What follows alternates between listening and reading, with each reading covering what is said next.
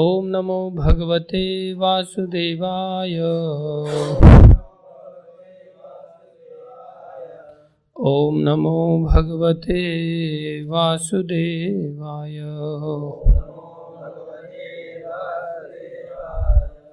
ओम नमो भगवते वासुदेवाय।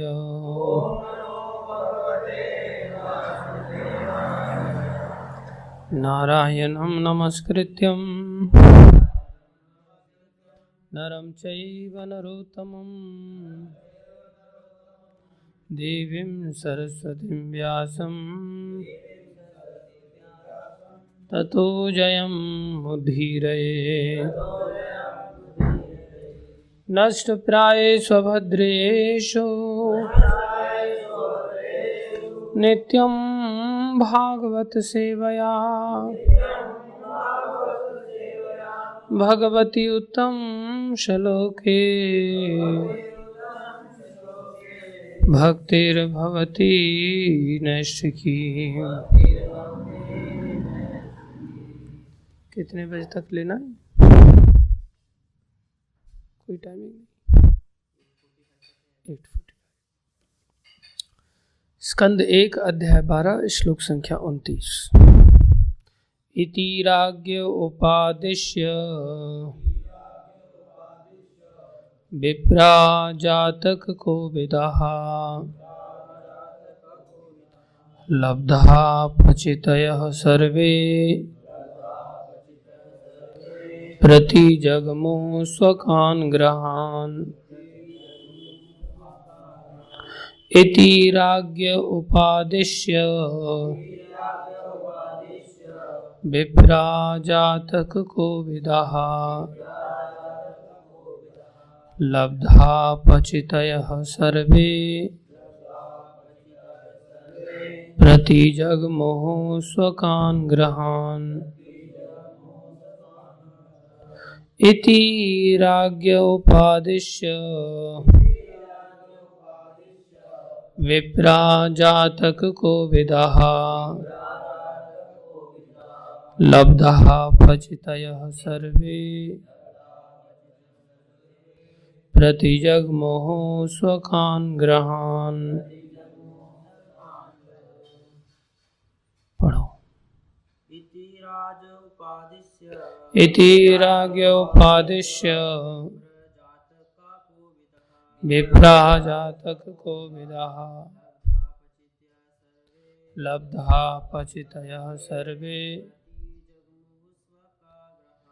प्रतिजग्मु स्वकान् गृहान्। और कोई पढ़े? इति राज्ञ उपादिश्य विप्रा जातक को विदाः लब्धः पचितयः सर्वे प्रतिजग्मु स्वकान् गृहान्। शब्दार्थ इति इस प्रकार राज्ञ राजा को उपादिश्य उपदेश देकर विप्रा वेदों में पारंगत व्यक्ति जातक को विदाः फलित ज्योतिष में तथा जन्मोत्सव संपन्न कराने में पटु व्यक्ति लब्ध अपचिता है जिन्हें पारिश्रमिक रूप में प्रचुर राशि प्राप्त हो चुकी थी, सर्वे वे सब प्रतिजग्मुः वापस चले गए स्वकान अपने अपने गृहान घरों को। अनुवाद इस प्रकार, जो लोग ज्योतिष ज्ञान में तथा जन्मोत्सव संपन्न कराने में पटु थे, उन्होंने इस बालक के भविष्य के विषय में राजा युधिष्ठिर को उपदेश दिया। फिर प्रचुर दक्षिणा प्राप्त करके वे अपने घरों को लौट गए। तात्पर्य अर्चनी वंदनी प्रातः स्मरणीय श्रील प्रभुपाद जी द्वारा। श्रील प्रभुपाद की जय।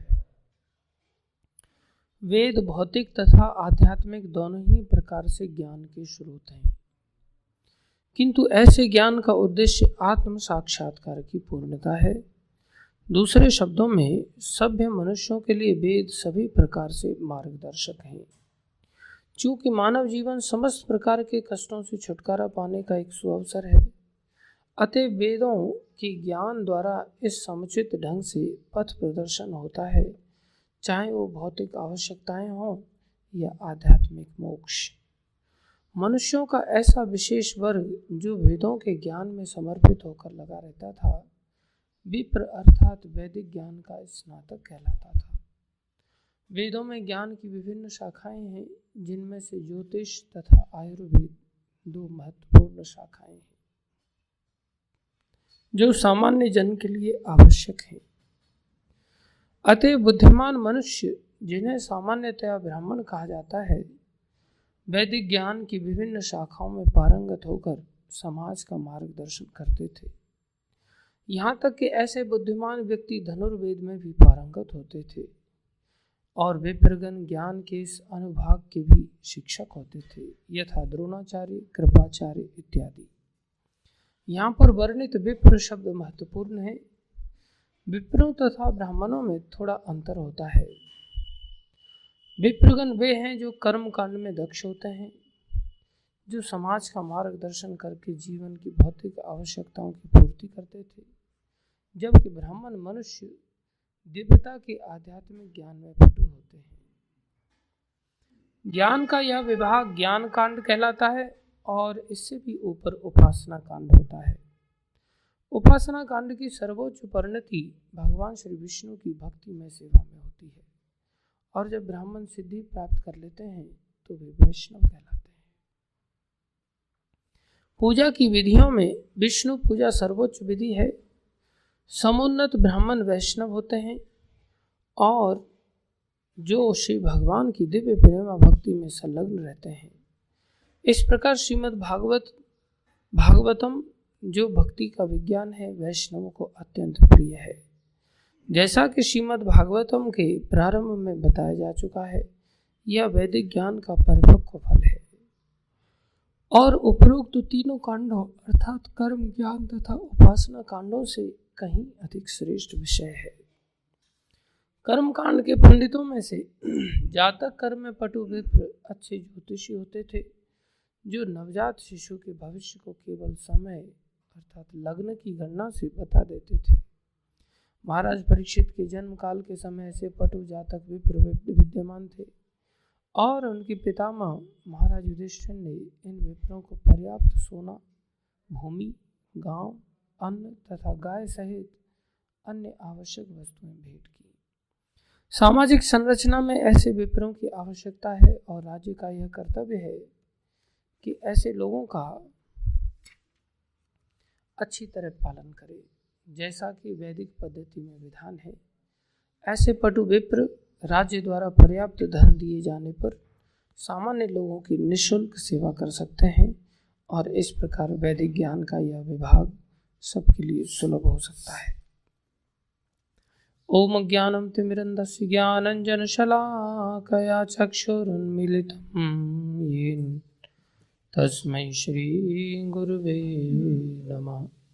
श्री चैतन्य मनोभीष्टं स्थापितं येन भूतले स्वयं रूप गदा मह्यं ददाति स्वपदान्तिकम्। वन्देऽहं श्रीगुरु श्रीयुतापनकमलं श्रीगुरुन् वैष्णवांश श्रीरूपं साग्रजातं सहगना रघुनाथान्वितं तं सजीवं साद्वैतं सावधूतं परिजनसहितं कृष्णचैतन्यदेवं श्रीराधा कृष्णपदान् सहगन ललिता श्रीविशाखान्वितांश। हे कृष्ण करुणा सिंधु दीनबंधो जगतपते गोपेश गोपीकांत श्रीराधाकांत नमस्तुते। तप्त कांचन गौरंगी राधे वृंदावनेश्वरी वृषभानुसुते देवी प्रणमामि हरिप्रिये। वाञ्छाकल्पतरुभ्यश्च कृपा सिन्धुभ्यैव च पतितानां पावनेभ्यो वैष्णवेभ्यो नमो नमः। जय श्री कृष्ण चैतन्य प्रभु नित्यानंद श्री अद्वैत गदाधर श्रीवासादि गौर भक्तवृंद। हरे कृष्णा कृष्णा कृष्णा हरे हरे, हरे राम राम राम हरे हरे। हरे कृष्णा कृष्णा कृष्णा हरे हरे, हरे राम राम राम हरे हरे। हरे कृष्णा कृष्णा कृष्णा हरे हरे, हरे राम राम राम हरे हरे। गुरुवे गौरचंद्राय राधिकाय तदालय कृष्णाय कृष्ण भक्ताय तद्भक्ताय नमो नमः।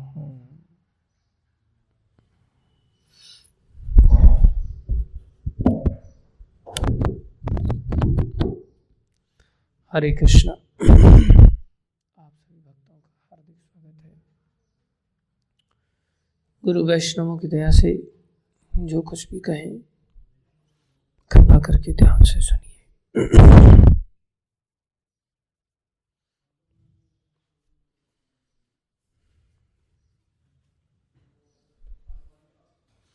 देखो, हम जिस सृष्टि में रहते हैं, इस सृष्टि को भगवान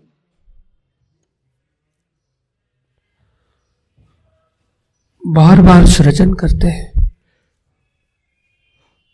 और इसका बार बार नाश करते हैं।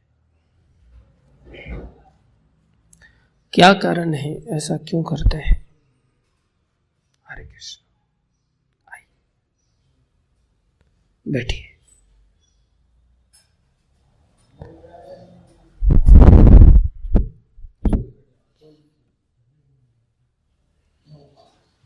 इस सृष्टि का सृजन बारंबार होता है क्योंकि नाश भी होता है सृष्टि का। ऐसा क्यों करते हैं भगवान? त्यागी जी बताएं, क्या लगता है आपको, ऐसा क्यों करते हैं? हाँ, पाप ज्यादा बढ़ जाता है तब भगवान कहते हैं तब मैं अवतार ले लेता हूं उस पाप को कम करने के लिए। प्रलय तो नहीं करते इतना जल्दी, हजारों युग बीत जाते हैं, लाखों युग बीत जाते हैं, करोड़ों बीत जाते हैं, अरबों खरबों बीत जाते हैं। समय समय पर आंशिक प्रलय होती है, समय पर पूर्ण प्रलय होती है। ऐसा क्यों?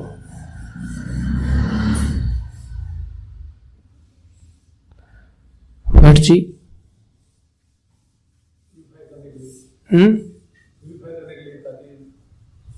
तो प्यूरिफाई करने के लिए उनको प्रलय करना पड़ता है। वो तो चाहे तो कैसे भी प्यूरिफाई कर सकते हैं। नेताजी प्रभु,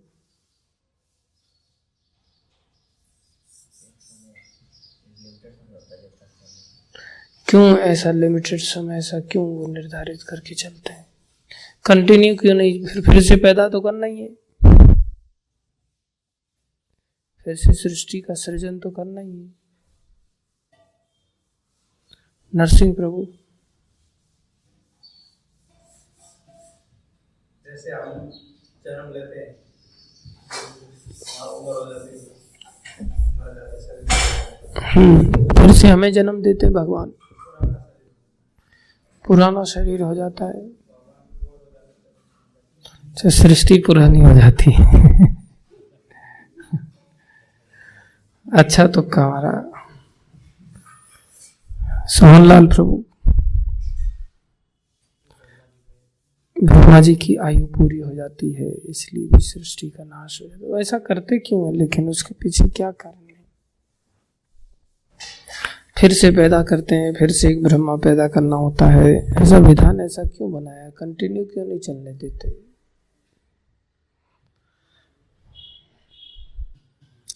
और जब नष्ट ही करते हैं फिर पैदा क्यों करते हैं? पैदा करते हैं फिर नष्ट क्यों करते हैं? उनके लिए तो किसी भी दशा को बनाए रखना कोई बड़ी बात नहीं है ना। उसके पीछे कारण है, हम सभी भगवान से अलग होकर के भोग करना चाहते हैं। भगवान का धाम तो ऐसा ही है ना, वहाँ थोड़ी ना कोई पैदा होता है कोई मरता है। भगवान का धाम तो शाश्वत है, वहाँ सृष्टि न सृजन होती है न नष्ट होती है, शाश्वत रूप से चलती है। वो चाहे तो इस संसार को भी चला सकते, लेकिन नहीं चलाते, बार बार ऐसा करते हैं। उसके पीछे कारण है, जो लोग भगवान से अलग होकर के भोग करना चाहते हैं, एक तो उन भोगों को करने की सुविधा भगवान देते हैं सृष्टि के द्वारा। क्या देते हैं? भोगों की सुविधा देते हैं। ठीक है भाई, तुम अलग से भोग के देख लो। और जब वो अलग से भोगने के लिए जाता है तो फिर उसको अच्छा नहीं लगता, प्राकृतिक रूप से अच्छा नहीं लगता, नेचुरली अच्छा नहीं लगता। अगर थोड़ा सा भी समझदार होगा तो, अगर बिल्कुल ही जानवर बन गया होगा या जड़ बुद्धि हो गया होगा तो कुछ कहा नहीं जा सकता। उसको सेंस ही नहीं रहा तो क्या कर सकते? उसकी चेतना हरण हो गई पूरी तरह से तो क्या कर सकते? बाकी उसको अच्छा नहीं लगेगा। भोग क्या है? शरीर के स्तर पर, इंद्रियों के स्तर पर, मन के स्तर पर हम जो कार्य करते हैं ये सब भोग कहलाते हैं। आत्मा के स्तर पर कार्य करना ये भोग नहीं है, ये आत्मा के स्तर का आनंदमयी क्रिया है। लेकिन हम सभी प्राय संसार में जितने भी जीव हैं अलग होके आना चाहते हैं, इसलिए भगवान आत्मा के स्तर को भुला देते हैं। गुरु वैष्णवों की दया से कभी आत्मा का स्तर पता चल जाता है, थोड़ा बहुत भी पता चल जाता है, तो उसको फिर भोगने में अच्छा नहीं लगता। कई बार वो अज्ञानता से गिर जाता है, लेकिन अंदर से उसको अच्छा नहीं लगता, नेचुरली अच्छा नहीं लगता। क्योंकि प्राकृतिक रूप से ना हम शरीर हैं, ना हम इंद्रियां हैं, ना हम मन है, ना हम बुद्धि है, ना हम मिथ्या अहंकार है, हम आत्मा है। समझ रहे? शुरुआत में ये सब शिक्षा प्राप्त होने में समय लगता है। कई बार ऐसा लगता है जबरदस्ती इस स्तर पर लाया जा रहा है, शिक्षा दी जा रही है, लेकिन जबरदस्ती नहीं है। ये व्यक्ति स्वयं अनुभव कर सकता है कि उसको भगवान से अलग होकर के भोगने में इंटरनली अच्छा नहीं लगेगा। उदाहरण के लिए, आज हम सुबह में उठे नहीं, सोते रह गए, तो देखा जाए तो हमने शरीर के स्तर का भोग किया, मतलब निद्रा का आनंद लिया। लेकिन देर से उठने के बाद सुबह में मंगल आरती नहीं अटेंड कर पाए, जप नहीं हो पाया, तो अंदर से वास्तव में अच्छा नहीं लगता।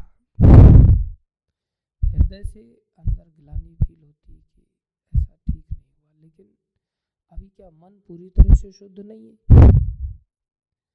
हालांकि अभ्यास के कारण उठे थे सुबह में, हमारे पास कोई अलार्म नहीं था, हमने सोचा कोई ना कोई आके सोएगा, हमारे पास कोई भी नहीं सोया, मोबाइल था नहीं, कोई अलार्म बजा नहीं। काफ़ी देर तक मैं सोचता रहा कि कितना बजा होगा, कितना बजा होगा। नींद खुल गई तो मैं सोचा अब कितना भी बजा सही, तो जा करके मैं बाथरूम में चला गया। मैंने नल का खोला तो पानी नहीं आ रहा था। अब मन को तो इतना ही बहाना बहुत होता है। जब पानी नहीं आ रहा था तो मैं वापस लौट गया। फिर मैंने एक भक्त को बोल के सोया था, मैं बोला रात को तुम जा रहे हो नीचे, लेकिन सुबह में उठा देना मेरे को। मेरे साथ रहता है तो रोज उठा देता था, उसके पास अलार्म था। तो मैंने उसको बोला था, मैंने सुबह उठा देना। बोले ऊपर आके उठा दूं प्रभु जी? मैंने हाँ ऊपर आके उठा देना। तो वो आया नहीं था उठाने के लिए, काफ़ी देर हो गई थी। घड़ी में कितने बजे थे मेरे को पता नहीं था। नींद खुल गई, मैं इंतज़ार कर रहा था। मैं वो तो उठाने आया ही नहीं अभी तक, तो मतलब टाइम तो हुआ ही नहीं। और इधर बाथरूम में पानी नहीं है। जब वो आएगा उठाने तब उठ जाएंगे फिर से, उसको बोल देंगे भाई पानी नहीं है, इसलिए फिर से जाओ और सो जाओ। तो फिर से गए और सो गए। अब फिर वो आया उठाने के लिए, तो आया उठा, मैंने कहा 3:30 बजे उठा देना। तो आया उठाने के लिए तो प्रभु जी 4:15 बज गए। तो मैं बोला 4:15 तो बज गए, लेकिन भैया पानी भी नहीं है तुम्हारे बाथरूम में, पानी का कुछ करो। तो गया, बोले पानी में चालू करवाता हूँ। गया, इतने देर में फिर समाधि लग गई मन की। बोले पानी चालू होने में भी टाइम है, थोड़ी देर और सो जाओ। फिर सो गए, फिर नींद खुली,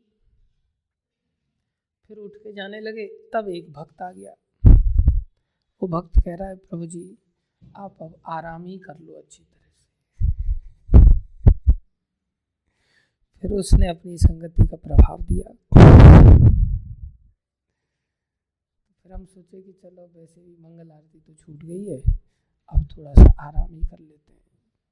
फिर मन कहता है हाँ कल एकादशी का व्रत था, बहुत कष्ट उठाया है, इसलिए अब आराम ही कर लो। तो जिस समय हम भोग में लगते हैं उस समय तो ऐसा लगता है कि हम बहुत बड़ी अपॉर्चुनिटी को ग्रैब कर रहे हैं, लेकिन भोगने के पश्चात पता चलता है कि उसमें कोई लाभ नहीं था। ऐसा होते होते होते होते बारंबार जब आदमी कई बार फेडअप हो जाता है, फ्रस्ट्रेटेड हो जाता है, तब वो भोगों से विरत होकर भगवान की ओर चलने लगता है, निष्ठापूर्वक चलने लगता है। और फिर भगवान की ओर चलता है तो भगवान को अच्छा लगता है, भगवान उसको अपने धाम में ले जाते हैं। तो मुख्य रूप से इस सृष्टि का आशय है कि जो भोगना चाहता है तो भगवान कहते देख लो भोग करके। भगवान जबरदस्ती किसी को पकड़ करके नहीं कराते। अब शुरुआत में कई बार भक्तों को जबरदस्ती उठाया भी जाता है, जैसे ये बालक है इसको सुबह में उठाने का प्रयास किया जाता है, नहलाने का प्रयास किया जाता है, मुस्कुरा रहा है, वो समझ रहा है मेरे बारे में चर्चा चल रही है। तो शुरुआत में अब इतनी समझ नहीं, तो माता पिता का कर्तव्य है, लीडर्स का कर्तव्य है को इस प्रकार से प्रेरित करे, आगे चल करके उसके अंदर प्राकृतिक रूप से ऐसी वृत्ति आनी चाहिए। तो भगवान ने इस सृष्टि को बना करके क्या दिया हमें, एक मौका दिया भोग भोगने का, जिस भोग को भोगते हुए हम दुखी होंगे और दुखी होकर के अंततः फ्रस्ट्रेटेड होकर के किधर जाएंगे, भगवान की ओर जाएंगे। अपने आप में ही भोग दुखदायक है कोई भी। उसके पश्चात भगवान हमें दूसरा उपाय भी देते हैं, तुम भोगों में रमण करते जा रहे हो, चलो तुम्हारी शरीर की क्षमता को कम कर देते हैं। तो भगवान बुढ़ापा आदि दे देते हैं, जिससे उसके शरीर की क्षमता कम होने लगती है, क्योंकि भोग से रोग उत्पन्न होते ही होते हैं, नेचुरली उत्पन्न होते हैं। भोगों से क्षमताएं नष्ट होती हैं इंद्रियों की। तो ये इसके परिणाम हैं जो भगवान को न चाहते हुए भी देने पड़ते हैं, और परिणाम में उसका क्षय होने लगता है। तो ये आंशिक प्रलय की ओर व्यक्ति बढ़ता है। भगवान प्रलय नहीं देते उसको, मजबूरी में भगवान को ये देना पड़ता है, क्योंकि इसके दुष्परिणाम ही ये है।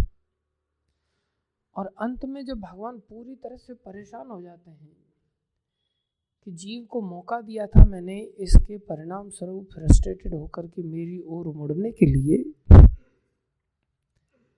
लेकिन नहीं मुड़ पा रहा है, मेरी शरण में आ ही नहीं रहा है, तब भगवान की भी सहन सीमा का एक बांध होता है, वो भी टूट जाता है।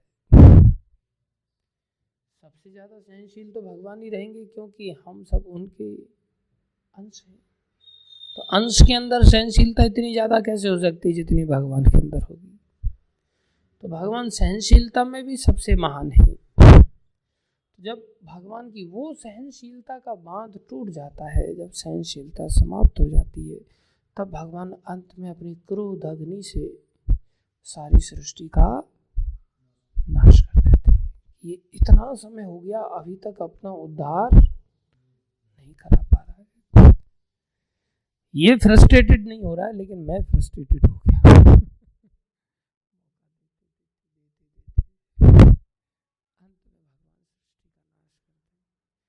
सब जीवों को उनके शरीर छीन लेते हैं और आत्मा रूप से सबको अपने अंदर प्रवेश करा देते हैं।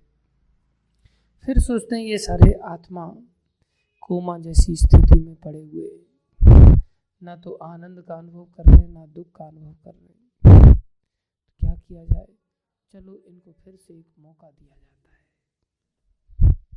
जैसे घर में किसी व्यक्ति को कोमा हो जाए, तो ना तो उसको सुख का पता चल रहा है, ना दुख का पता चल रहा है, तो पड़े रहने तो फिर उसको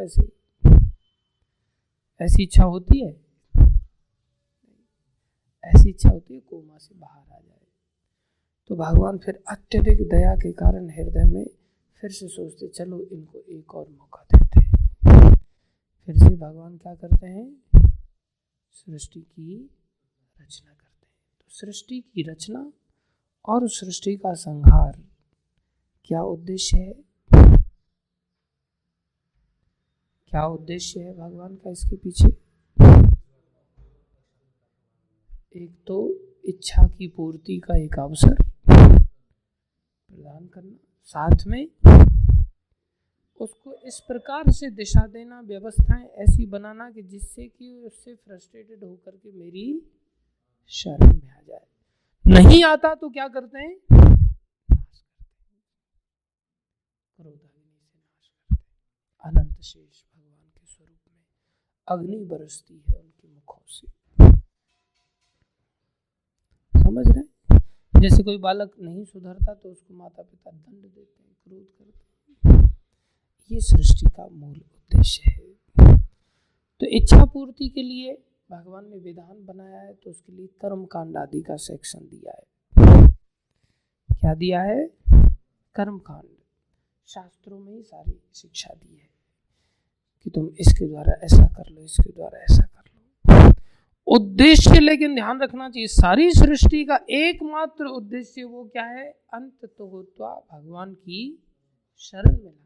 कोई जल्दी आ जाए अच्छी बात है, नहीं आए थोड़ा धीरे धीरे करके आए, लेकिन लाना है। अब साथ में उसकी इच्छाएं भी हैं, तो थोड़ा उसको भी महत्व देना पड़ता है। इन दोनों का समावेश करके भगवान इस सृष्टि को चलाते हैं। तो उसके लिए भगवान को ये तीनों विधान देने पड़ते हैं। इच्छाओं की पूर्ति के लिए कर्मकांड, और संसार में कर्मों का परिणाम स्वरूप जो भोग है, उसको भोगने के बाद जो दुखी होता है, दुखी होकर के फिर जिज्ञासा करता है, उसके लिए उसको ज्ञान की प्राप्ति कराने के लिए कौन सा कांड है? यार संसार में कुछ नहीं रखा है, ये शिक्षा प्रदान करनी होती है, उसके लिए कौन सा कांड है? ज्ञान कांड। कौन सा कांड है? ज्ञान कांड। और जब ज्ञान हो गया तो फिर अब करें क्या? मुर्दे तो है नहीं, पत्थर तो है नहीं। कर्म का परिणाम, भोगों के परिणाम दुखदायक थे, उससे निकलने के लिए ज्ञान की आवश्यकता हुई। आदमी चाहेगा ज्ञान तभी तो प्राप्त होगा। उसको कहते श्रद्धावान लभते ज्ञानम। अब श्रद्धा दो तरह से होगी, एक तो किसी व्यक्ति को प्रसन्न चित्त देख करके उसकी संगति करेंगे तो ऐसा लगेगा ऐसा मैं भी कब बनूंगा। अपने से ज्यादा खुश देखेंगे उसको, और ऐसा देखेंगे यार ये सुबह से उठा हुआ फिर भी अपने से ज्यादा खुश है, और हम सो करके फिर भी वो खुशी नहीं है। देखा जाए तो हमने आनंद ज्यादा लिया, उसने कष्ट ज्यादा उठाए, फिर भी वो कष्ट के परिणाम स्वरूप फिर भी वो खुश ज्यादा नजर आ रहा है, और अपने को शर्म आ रही कि मुंह कैसे दिखाएं, है कि नहीं? तो आदमी उसको देख करके चाहता है कि मैं भी ऐसा करूं। इसके लिए भगवान अपने भक्तों को भेजते, तेजस्वी भक्तों को भेजते हैं, जो सारे संसार में विचरण करते हुए लोगों को इस प्रकार से मार्गदर्शन करते हैं। और भक्तों को भेजते ही नहीं, भक्तों को राजा बना देते हैं। जैसे महाराज युधिष्ठिर शुद्ध भक्त है, ऐसे ही परीक्षित महाराज को भी उन्होंने क्या बनाया? राजा बनाया। चुन चुन करके राजा बनाते हैं। तो महाराज परीक्षित के विषय में बड़े पटु ब्राह्मण आदियों को बुलाया, विप्रों को बुलाया, बताओ भाई इसके बारे में। तो उन्होंने बताया। महाराज युधिष्ठिर को बड़ा अच्छा लगा, आश्वस्त हो गए कि समाज में हम एक मौका दे पाएंगे लोगों को। धर्म संस्थापनार्थाय संभवामि, खुद स्थापना करते हैं, अपने भक्तों के द्वारा स्थापना करवाते हैं। अगर राजा अच्छा भक्त बन गया तो यथा राजा तथा प्रजा। इसलिए राजा का चुनाव होता था। चुनाव वोटों के द्वारा नहीं होता था। चुनाव कैसे होता था? उसके हॉरोस्कोप को देख करके होता था। इसके अंदर ऐसी क्षमताएं हैं तो बिठाओ, नहीं है तो दफा करो। दुर्योधन को लेकर के वेद व्यास आदि ने भविष्यवाणी की थी, इसको मार डालो इसको मार डालो। कैन यू इमेजिन कैसी शिक्षा दे देते थे। अब इसका मतलब ये नहीं कि हर व्यक्ति को अपना हॉरोस्कोप दिखाने के लिए भागना चाहिए ज्योतिषियों के पास। प्रभुपाद जी कहते हैं कि एक व्यक्ति पेड़ पर बैठा हुआ था और वो पेड़ की यहाँ डाल है तो यहाँ बैठा है और यहाँ से काट रहा है उस डाल को। तो जब काट रहा है तो एक व्यक्ति ने नीचे से, अरे तू जिस पेड़ पर बैठ करके, तू जिस डाल पर बैठ के काट रहा है, तू नीचे गिर जाएगा उसके कटते ही। बोले अच्छा। तो इतनी देर में काटा उसने, नीचे आके गिर गया। उस व्यक्ति को प्रणाम करने लग गया। बोले आप तो बड़े महान ज्योतिषी, आपने जो कहा था बिल्कुल वैसा ही हुआ। आप तो बड़े महान ज्योतिषी हैं, आपने गिरने की भविष्यवाणी की थी, मैं तो गिर गया। तो इसमें ज्योतिष विद्या का कोई उपयोग है? जो घटना घटित होनी है, ये तो मूर्खों का साइंस है। बोले प्रभुपाद जी ऐसा लिखते हैं। इसलिए जो व्यक्ति इस प्रकार से ज्योतिषियों की जो घटना घटित होनी है और उसने बता दिया, हम नीचे गिर के आ गए तो उसको प्रणाम करने से क्या लाभ? बोले ये इसी के समान है ज्योतिष शास्त्र। इसलिए मूर्ख व्यक्ति जाकर के दिखाते, बोले ऐसा होना है और हो गया तो उसको प्रणाम कर रहे, तो क्या बड़ी बात है उसमें। इसलिए हर व्यक्ति को जाकर के दिखाने की आवश्यकता नहीं है। लेकिन वही प्रभुपाद जी इस परपट में दिखा रहे हैं कि ऐसी साइंस है, बोले विशेष विद्या है, शास्त्रों में भी है। इस विद्या का उपयोग क्या है? नहीं, उस राजा को नियुक्त करना जो प्रामाणिक है या नहीं, उस लीडर को नियुक्त करना। इसको तो पूत के पैर पालने में दिख जाते, पालने में देखना कि ये कैसा पूत है, ऐसा राजा नियुक्त करना। या फिर अगर हम अपना जानना चाहते हैं तो हमें सतर्क बनने के लिए जाकर के वो सेकेंडरी रीजन है कि जाकर के हम कभी दिखा सकते हैं, अन्यथा दिखाने का कोई लाभ नहीं है विशेष। तो ऐसे राजाओं के द्वारा क्या होता था, समाज को ऐसी व्यवस्था दी जाती थी जगह जगह पर संकीर्तन के केंद्र आदि बना करके, जिससे लोग ऐसे भक्तों की संगति में आकर के जिज्ञासु बन जाए, श्रद्धावान बन जाए उन भक्तों के तेज को देख करके, और उसके बाद उनको ज्ञान दिया जाए तो तुरंत पकड़ेंगे। दूसरा, आदमी संसार से दुखी हो जाए तो अपने आप श्रद्धा जागृत होगी उसके अंदर, मैं फेडअप हो गया यार, कुछ समाधान निकलना चाहिए, तो समाधान के परिणाम स्वरूप वो अपने आप जाएगा। तो ये श्रद्धा के दो ही कारण होते हैं, एक तो पूरी तरह से दुखी होकर के जाए, या भक्तों की संगति के प्रभाव से उसके अंदर श्रद्धा जागे, फिर वो ज्ञान को प्राप्त करे, बैठे ज्ञान को सुने, फिर उपासना में प्रवेश करे। कुछ करना पड़ेगा। करने के लिए क्या है? उपासना कांड। पहले अधिक लोग इन सब विधियों को जानते थे, आजकल एक ही कांड बचा है, भोग कांड। बस कर्म कांड समाज में पूरी तरह से फैल गया है, लोग अपनी पॉकेट भर भर के जा रहे हैं, लेकिन पूर्व में ऐसा नहीं होता था। अभी भी आंशिक रूप से तो कुछ लोग बचे हुए हैं, प्रभुपाद जी जैसे संतों की दया से हम चाहें तो अपने आप को बचा करके उपासना कांड की ओर लेकर के जा सकते हैं, और इस आवागमन की जो चक्र है इस सृष्टि का, इससे बच सकते हैं और भगवान के धाम को जा सकते हैं, जो भगवान ने उद्देश्य दिया है। धन्यवाद आप सभी भक्तों का। श्रीमद् भागवत महापुराण की जय, श्रील प्रभुपाद की जय, श्री गुरु महाराज की जय, अनंत कोटि वैष्णव।